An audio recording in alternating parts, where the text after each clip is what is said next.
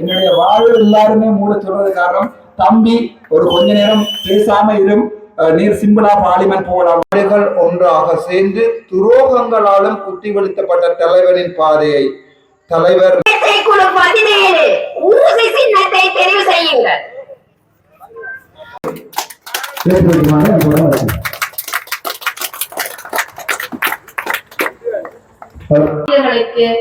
அனைவரும் எழுந்து நின்று 2 நிமிட மௌனாஞ்சலி செலுத்துமாறு தாழ்மையுடன் கேட்டு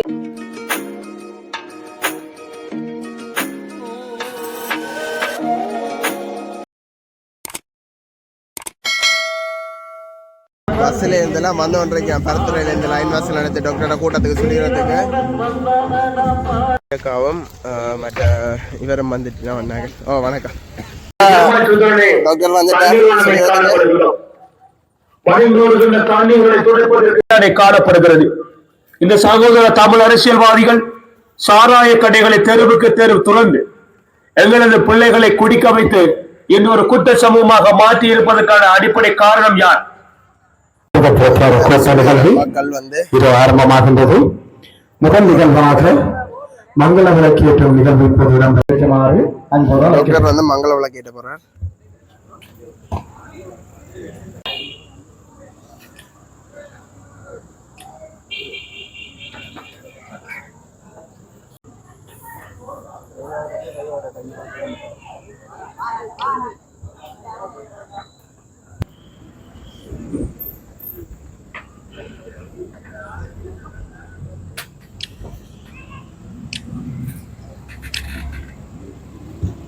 மங்கள விளக்கேற்றினருக்கு நவீன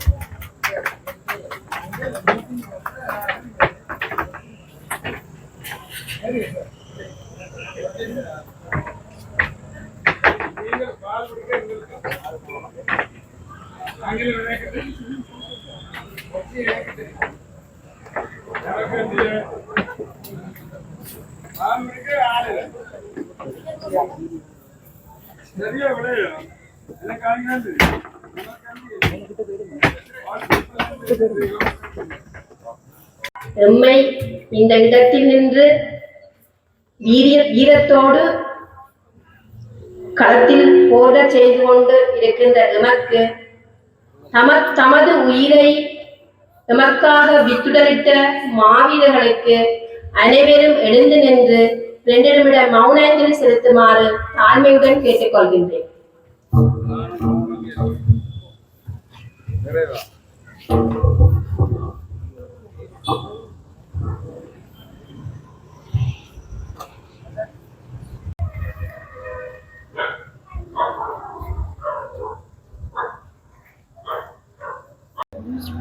எங்களுக்காக உயிர் நீத்த எமது அண்ணா அக்கா அனைவரையும் என் கண்முன்னே நிறுத்தி கொண்டு இங்கு எமது அழைப்பை ஏற்று வருகை தந்திருக்கும் மண்ணின் அனைவருக்கும் எங்களை பின்தொடர்ந்து கொண்டே ஊராக செல்லும்போது எங்களுக்காக பின்னோக்கி நாங்கள் எங்களுடைய அனைத்து விடயங்களையும் கேம்பெயின் கன்வென்சிங் எல்லாத்தையுமே அனைத்து மக்களுக்கும் தெரியப்படுத்தும் அனைத்து யூடியூபர்ஸுக்கும் இந்நேர வணக்கத்தை நான் தெரிவித்துக் கொண்டு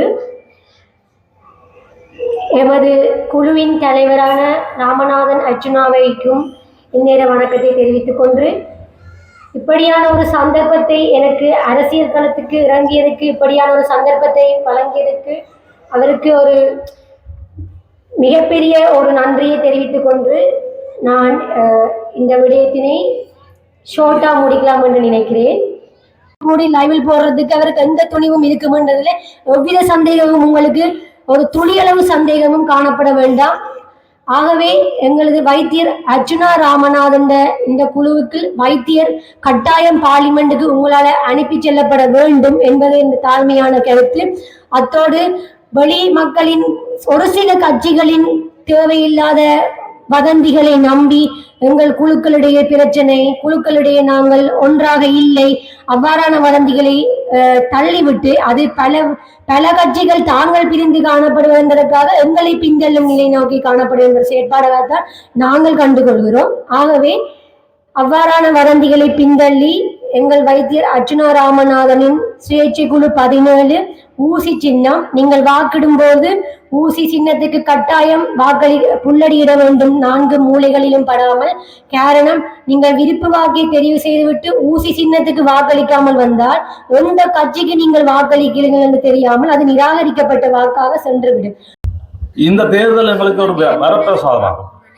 இந்த தேர்தலில் நீங்கள் விரும்பாதவர்களை புறந்தள்ளி உங்களின் கனவுகளை நனமாக்கக்கூடியவர்களை முன்னிறுத்த வேண்டும் என்று நாங்கள் எதிர்பார்க்கிறோம். நீங்கள் ஊசி சின்னத்துக்கு புல்லடியிட்டு அத்துடன் கீழுள்ள 3 விருப்பு ஓட்டுகள் இட முடியும். அதில் எமது தலைவர் அர்ச்சனா இதுவரை காலமும் நாங்கள் உயிரோடு வாழ்ந்து கொண்டிருக்கிறோம், நாங்கள் ஒரு தமிழ் இனம் என்று சொல்லிக் கொண்டிருக்கோம் என்று சொன்னால் அதற்கு முக்கியமான காரணம் எங்களுடைய தலைவன் மேதகுவின் போராட்டத்தில் இதுவரைக்கும் 44,000 போராளிகள், அது தவிர இலட்சக்கணக்கான மக்களை இழந்திருக்கிறோம். ஆகவே அவர்களுடைய உயிர் நடந்த பாதையில் தான் நாங்கள் பயணித்து கொண்டிருக்கிறோம். அவர்களுக்கு எனது உயிரை அர்ப்பணிக்கும் என்னுடைய அடுத்த 20 வருட கால அரசியல் போராட்டத்திற்கு என்னுடைய முழு மரியாதையும் செலுத்தி கொண்டு இந்த இடத்திலே முக்கியமாக உங்களுக்கு சொல்ல வேண்டிய முதலாவது விடயம் வட்டுக்கோட்டை தீர்மானம். இதில் கணக்க படித்தாக்கள் பெரியாக்கள் இருப்பீர்கள். 1974ஆம் ஆண்டு மே மாதம் 14ஆம் தேதி வட்டுக்கோட்டை தீர்மானம் என்ற ஒரு தீர்மானம் எடுக்கப்பட்டது. ஏன் நாங்கள் வட்டுக்கோட்டையிலே இந்த மீட்டிங்கை வைக்க வேண்டும் என்ற கேள்விக்குரிய முக்கியமான காரணம், இந்த பூமி வட்டுக்கோட்டை முக்கியமாக பன்னாகம் எனப்படுகின்ற இந்த பூமி எங்களுடைய வரலாற்றிலே எங்களுடைய தேசிய இயக்கம் ஆரம்பிப்பதற்கு முன்னராக 1976ஆம் ஆண்டு மே மாதம் 14ஆம் தேதி எஸ்ஜேபி செல்வநாயகம் அவர்களுடைய, அதாவது 1972ஆம் ஆண்டு எங்களுடைய நாட்டின் பெரும்பான்மை இனத்தவர்கள் எமது நாட்டில் சிங்கள மொழி மட்டுமே ஆளக்கூடிய மொழியாக இருக்கக்கூடும் என்ற கொள்கையை 1948 சுதந்திரம் அடைந்த பிறகு கொஞ்சம் கொஞ்சமாக அவர்கள் கட்டியமைத்து 72ஆம் ஆண்டு குடிய சட்டம் அவர்கள் ஸ்தாபித்த போது வட்டுக்கோட்டை பெண்ணாகம் என்ற இடத்திலே TULF எனப்படுகின்ற ஒரு தனிப்பட்ட கட்சியை எஸ்ஜேபி செல்வநாயகம் அவர்கள் ஆரம்பித்த இடத்தில் தான் நாங்கள் இப்போது நின்று காய்த்துக் கொண்டிருக்கிறோம். அந்த இடத்திலிருந்து தான் எங்களுடைய அரசியல் ஆரம்பிக்க வேண்டும் என்பதில் நான் குறியாக இருந்தேன். அதன் இலங்கை திருநாட்டிலே தமிழர் என்ற ஒரு இனம் ஒரு சுதந்திர இனம் என்பதை 1974ஆம் ஆண்டுக்கு பிறகு மே மாதம் 14 எடுக்கப்பட்ட தீர்ப்புக்கு பிறகு பாராளுமன்ற தேர்தலிலே எதிர்கட்சியில் அமையக்கூடிய ஒரு நிலைமைக்கு அந்த தீர்மானம் வட்டுக்கோட்டை தீர்மானம் கொண்டு சென்றிருக்கிறது. அதன் பிறகு அவர்களுடைய TULF வரலாறின் பிறகு மேதகு அவர்கள் 1983ஆம் ஆண்டு 81ஆம் ஆண்டு கலவரத்தின் பின்னர் மேதகு அவர்கள் எங்களுடைய போராட்டத்தை அவர்களுடைய ஒடுக்குமுறைக்கு எதிராக ஆயுத வழியில் நீங்கள் அடித்தால் நாங்கள் திருப்பி அடிப்போம் என்ற கொள்கைக்கு எதிராக கொள்கை அமைவாக இதுவரை காலமும் 30 வருட காலம் தமிழனை உலகெங்கும் அறிய செய்த தலைவனின் பாதையில் தான் நாங்கள் நிற்கிறோம். எங்களுக்காக 1 2 அல்ல, ஒவ்வொரு நீங்கள் இதிலே இந்த நிமிடத்திலே உரையை கேட்டுக்கொண்டிருக்கிற ஒவ்வொருவருடைய வீட்டிலும் ஒவ்வொரு உயிரும் தமிழனுக்காக ஒரு காலத்திலே வரிப்புலியை வரி உடுப்பை சுமந்தபடி என்றோ ஒரு நாள் இதே மண்ணிலே அவர்கள் நடந்து சென்றிருக்கிறார்கள். அந்த பாதையில் தான் நாங்கள் இப்போது தடமாறி நிற்கிறோம். 2009 ஆண்டுகள் ஒன்றாக சேர்ந்து துரோகங்களாலும் குத்தி வீழ்த்தப்பட்ட தலைவரின் பாதையை தலைவர் மௌனிக்கப்பட்ட பின்பு போராட்டம் மாறவில்லை, போராட்ட வடிவம் மட்டும்தான் மாறியிருக்கிறது என்று தலைவன் சொல்லி சென்ற பிறகு 300 ஸ்பார்டன், அதாவது நீங்க ஒரு படம் ஒன்று இருக்கிறது முன்னே என்னுடைய அப்பாவு கூட தலைவனுடைய போராட்ட வழியிலே காவல்துறையிலே 1989 ஆண்டு அல்லது 8ஆம் ஆண்டு நினைக்கிறேன் ஆண்டிலிருந்து 2009 வரை தலைவனுடைய பாதையிலே இருந்து காணாமல் போன ஒருவரின் மகன்தான் நான். அப்பா அடிக்கடி சொல்லுவார், தலைவர் என்ன நடந்தாலும் எங்களுடைய கொள்கைகளை விட்டு கொடுக்க மாட்டார் என்று. தலைவருடைய அந்த கொள்கை ஆணித்தரம் என்பதை இந்த 182 84வது நாட்களில் நான் உணர்ந்திருக்கிறேன். 18 வழக்குகள் என் மீது போடப்பட்டும் இதுவரை எத்தனையோ நீதிமன்றங்கள் ஏறி இறங்கியும் அந்த எனக்கு தரப்படுகின்ற அழுத்தம் இவ்வாறாக இருந்திருந்தால் 83ஆம் ஆண்டுகளிலே 1000 தூக்கி போராட தொடங்கிய என்னுடைய தலைவன் 2009ஆம் ஆண்டு சொந்த தமிழனாலே முதுகிலே குத்தப்படுகின்ற நேரம் வரைக்கும் எவ்வளவு ஒரு மன அழுத்தத்திலே இருந்திருப்பார் என்று நினைத்து பார்க்கிறேன். அந்த ஆளுமை என்பது அப்பாவின் ஒவ்வொரு வசனம் தலைவர் என்பது முருகனுடைய அவதாரம் என்று சொல்லுவார். ஆகவே இன்னொரு அவதாரம் எங்களுக்கு கிடைக்குமோ தெரியாது, தலைவரை மீண்டும் நாங்கள் பார்ப்போமோ தெரியாது. ஆனால் இப்போது கூட தமிழ் தேசியத்தை நாங்கள் மறந்திருக்கிறோம். அதற்கு முக்கியமான காரணம் எங்களுடைய அரசியல் படித்திருக்கிறோம்.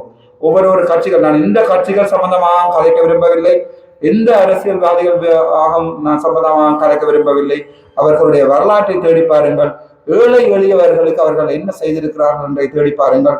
அவர்கள் இதுவரை செய்த எங்களை ஏமாற்றிய வரலாற்றுகளை நீங்கள் மனதில் நினைத்தால் அதன் பிறகு பார்ப்போம் நான் என்ன செய்திருக்கிறேன் என்று. இந்த 182 நாட்களும் 18 வழக்குகள் 19 நாட்கள் சிறையில் இருந்தும் கூட நான் என்னுடைய வைத்த காலை பின்வைக்கவில்லை. ஏனால் அது தலைவனுடைய பாதையிலே நான் பழகி கொண்டது. 88ஆம் ஆண்டிலிருந்து இடம்பெற தொடங்கியவன் இன்று வரை இடம்பெயர்ந்து கொண்டுதான் இருக்கிறேன். எனக்கு சொந்த வீடு யாழ்ப்பாணத்திலும் இல்லை, இலங்கையிலும் இல்லை, உலகத்திலும் இல்லை.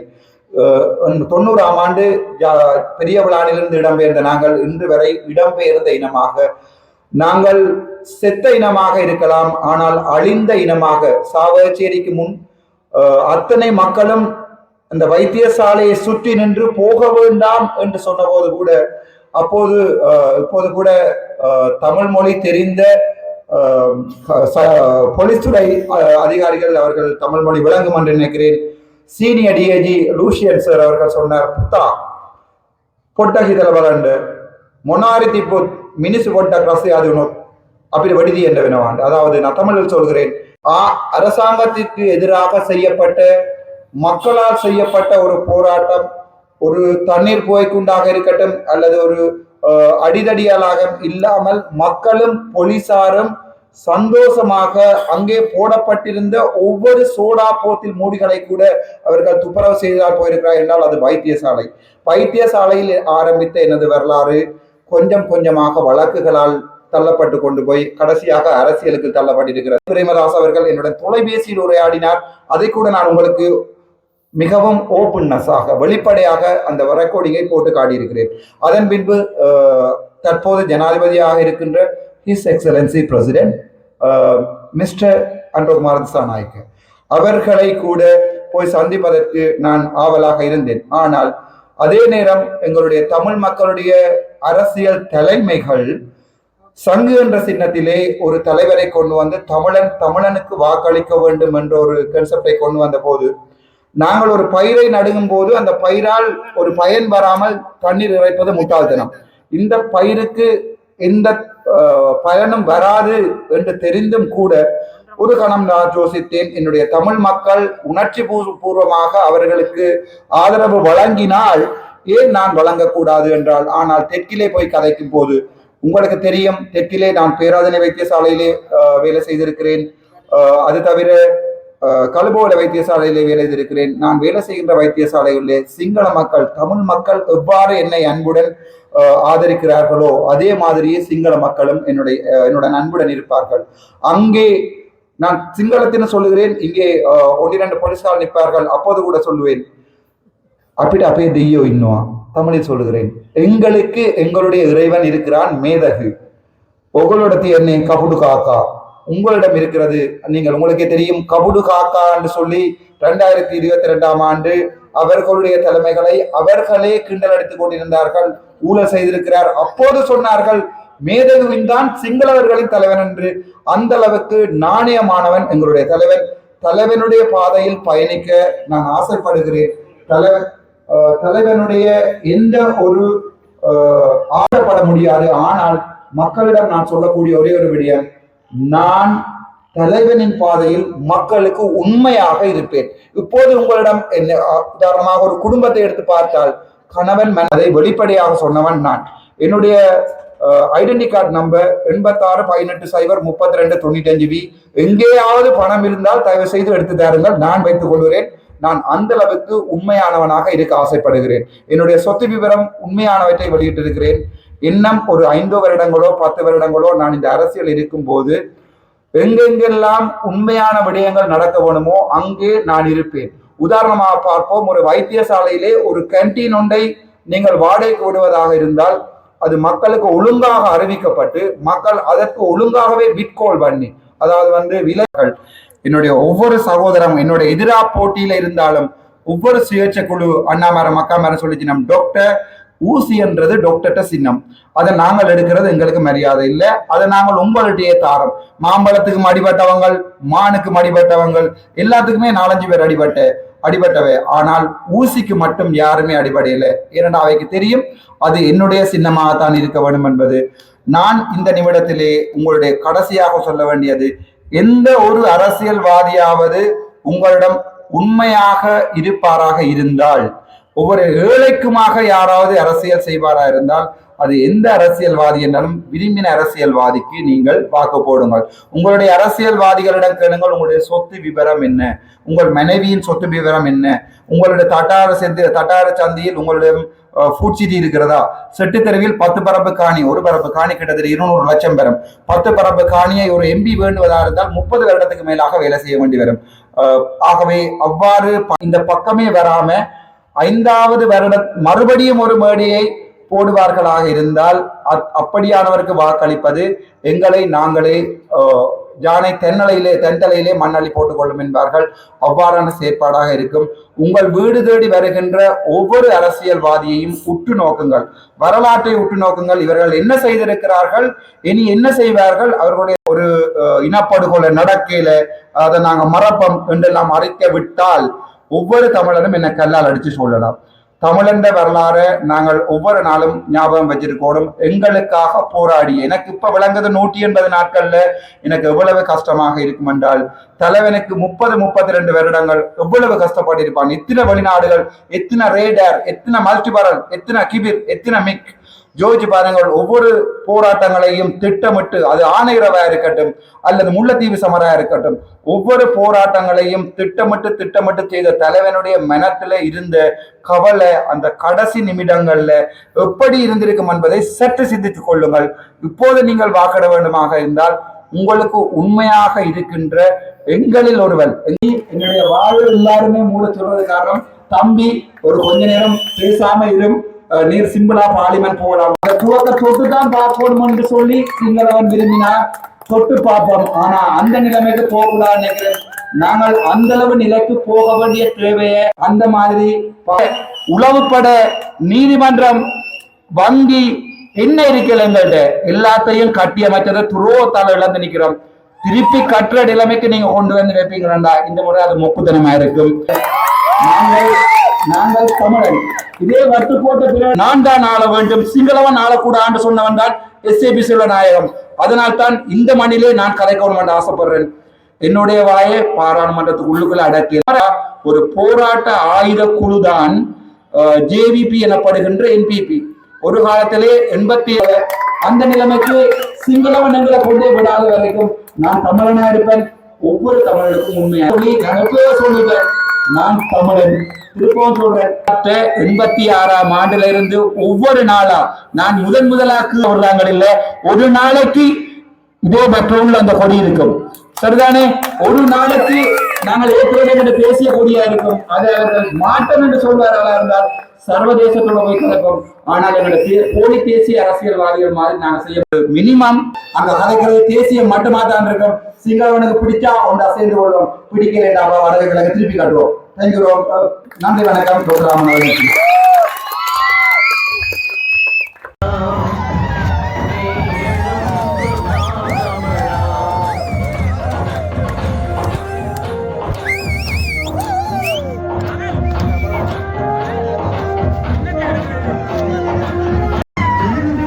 தமிழருக்கு வீரம் தந்தவன் நஞ்சு கட்டிய வேங்கையருக்கு